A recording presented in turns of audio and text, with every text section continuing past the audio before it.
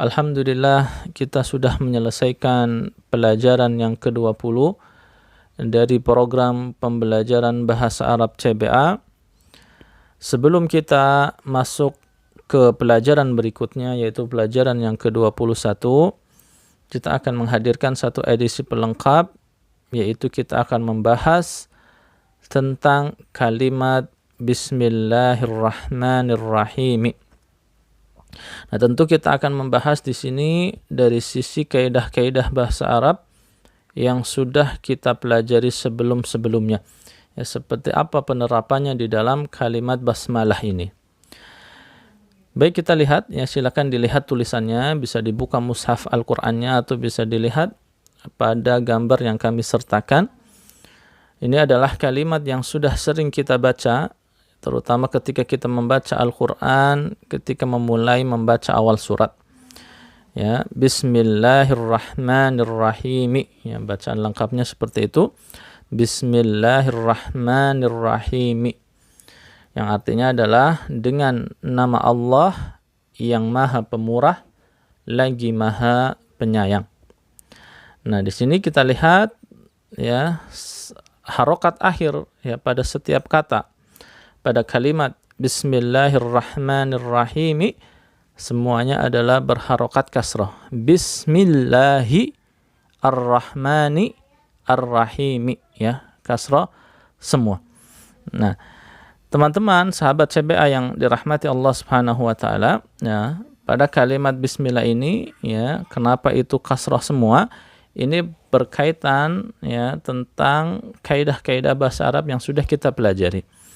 Mari kita lihat pertama dari kata pertama di situ ada kata bismi. Kata bismi, ya. Di situ sebenarnya terdiri dari huruf ba atau huruf bi dan huruf dan kata ismi.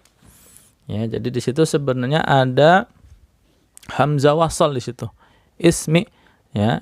Kita tahu ismun itu artinya nama. Ya, ismun artinya nama. Nah, jadi bi ismi. Nah, huruf ba itu adalah huruf jar yang artinya dengan, ya, huruf jar. Oleh karenanya setelahnya ya ismi atau di situ hamzah wasalnya dihilangkan, ya, dihapus. Ini menurut para ulama sudah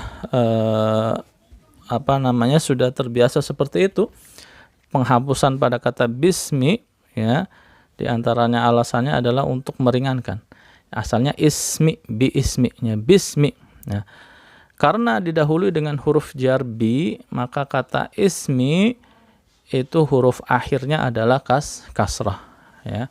Huruf akhirnya kasrah atau kita sebutnya majrur, ya. Ismun artinya nama. Sehingga ketika bismi artinya dengan nama, ya, bi-nya tadi artinya artinya dengan.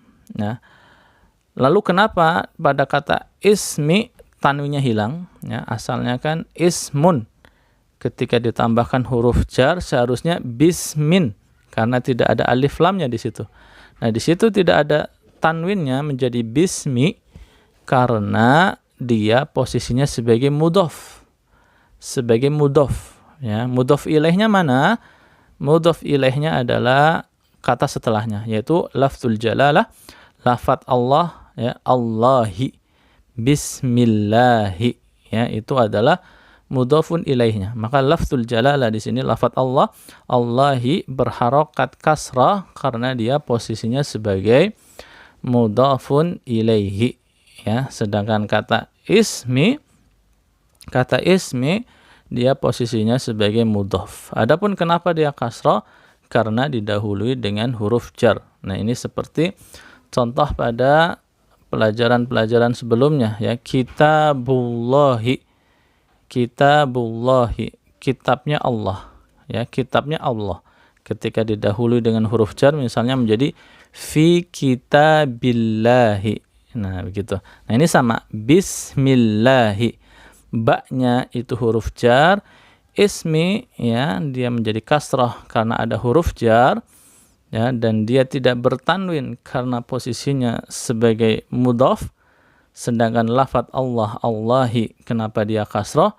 Karena posisinya adalah sebagai mudhafun ilaihi, ya. Bismillahi kita artikan dengan nama Allah, ya, namanya Allah. Jadi di situ itu adalah idhofah, penyandaran. Bismillahi, dengan namanya Allah, ya, dengan nama Allah, ya. Kemudian selanjutnya kata Ar-Rahmani, ya, kata Ar-Rahmani yang artinya adalah Ar-Rahmani artinya Maha Pemurah. Artinya Maha Pemurah. Nah, kenapa di sini kata Ar-Rahmani berharokat akhir kasrah? Ya, kenapa kira-kira artinya? Kenapa sebabnya? Nah, di sini kata Ar-Rahmani dia berharokat kasrah karena ini posisinya sebagai na'at. Na'at, yaitu sebagai sifat. Sifat dari yang mana? Sifat dari lafaz Allah, ya, Allahi, ya, Allahir Rahmani. Jadi Allah yang Maha Pemurah. Jadi di sini posisinya sebagai sifat.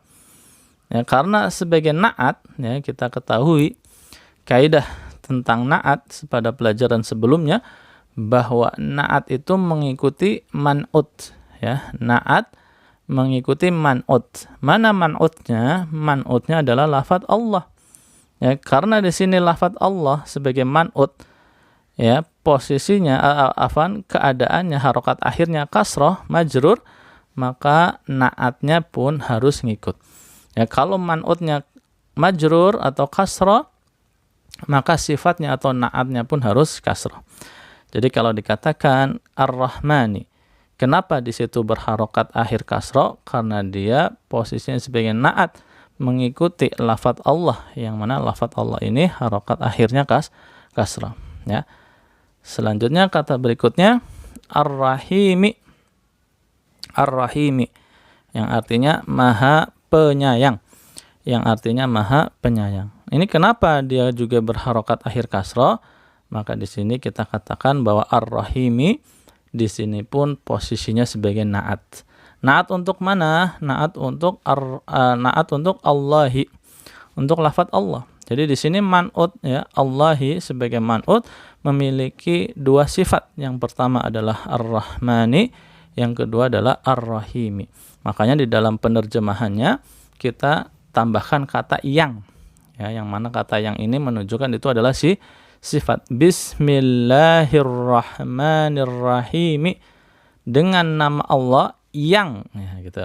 Dengan nama Allah yang Maha Pemurah, yang Maha Penyayang. Nah, yang kata kata yang keduanya seringkali di dalam penerjemahan digunakan kata lagi, ya, kata lagi. Bismillahirrahmanirrahim, dengan nama Allah yang Maha Pemurah lagi Maha Penyayang, ya. Aslinya itu kedua-duanya adalah sifat, ya, bisa kita katakan seperti ini, dengan nama Allah yang Maha Pemurah, yang Maha Penyayang, ya. Jadi dari sini kita paham, ya, pada kalimat Bismillahirrahmanirrahim ini semuanya adalah berharokat akhir kasroh, ya, namun sebabnya masing-masing memiliki sebab sendiri-sendiri. Kata bismi, mi, ya, ini berharokat kasroh karena dipengaruhi huruf jar, yaitu huruf bi.